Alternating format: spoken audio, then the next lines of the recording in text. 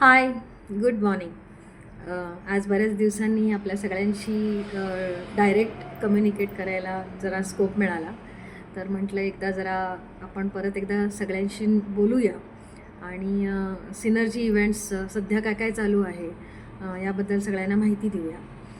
तर जे लोक नवीन आहेत ते आणि ज्यांना आपल्या सिनर्जी इव्हेंट्सबद्दल माहिती आहे त्यांच्यासाठी परत एकदा आपण सिनर्जी इव्हेंट्सतर्फे मोठ्या मोठ्या सोसायट्यांच्यामधनं वीकेंड्सना फक्त एक्झिबिशन्स ऑर्गनाईज करत असतो, ज्याला आपण मिनी मॉल असं म्हणतो. याच्यामधनं खूप साऱ्या ॲक्टिव्हिटीज आपण इन ॲडिशन टू दॅट करत असतो.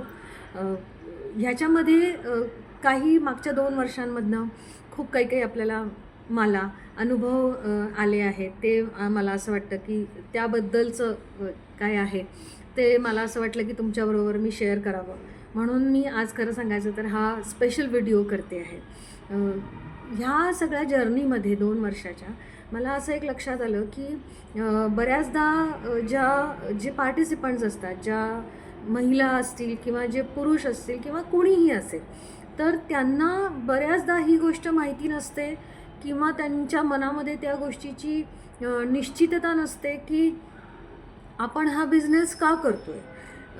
आपल्याला ह्याला एका लेवलवरती नेऊन पोचवायचं आहे किंवा आपल्याला हा एक जस्ट टाईमपास म्हणून गोष्ट करायची आहे की बाबा एक शनिवार रविवार आपला छान मजेत जावं ह्यासाठी आपल्याला करायचं आहे, किंवा माझ्याकडे सगळं आहे, आता माझं लाईफमधलं सगळं सेटल झालं आहे, आता मला काहीतरी स्वतःची ॲक्टिव्हिटी करायची आहे म्हणून आपण एक्झिबिशनमध्ये पार्टिसिपेट करतो आहे.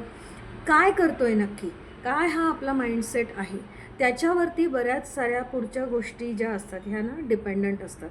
आणि सगळ्यात महत्त्वाचं गोष्ट ह्याच्यामध्ये अशी असते की काही वेळेला जे जी लोकं असतात ही जे आपल्या सिनर्जीच्या किंवा कुठल्याही ह्या एक्झिबिशनच्या प्लॅटफॉर्मवरती जे पैसे इन्व्हेस्ट करतात, तर त्यांच्या दृष्टीने असं असतं की नाही, हा माझा सेल झाला पाहिजे. ज्यासाठी मी इथे 500, 1000, 1500, 2000 जे काही पैसे असतील ते मी इथे आज भरले आहेत, याचा अर्थ ते माझे काय मुद्दलासकट व्याजासकट प्रॉफिटमध्येच बाहेर पडले पाहिजे. मुळामध्ये आपल्याला ह्या गोष्टी शिकायला हव्या आहेत.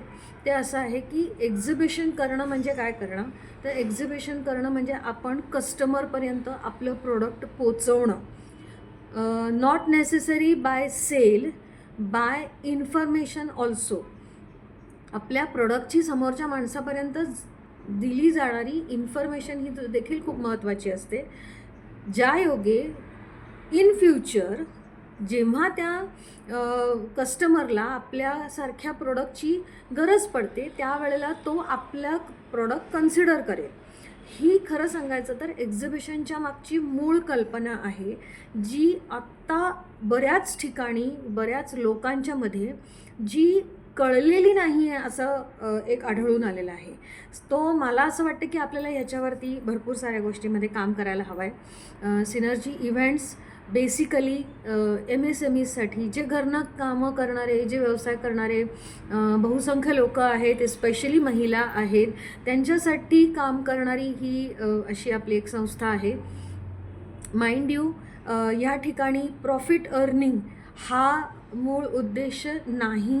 ह्याच्यामध्ये चांगल्या वेंडॉरला, चांगल्या व्यावसायिकाला, चांगल्या कस्टमरपर्यंत नेऊन पोचवणं हा ह्याच्यामधला खरं सांगायचं तर मूळ उद्देश आहे.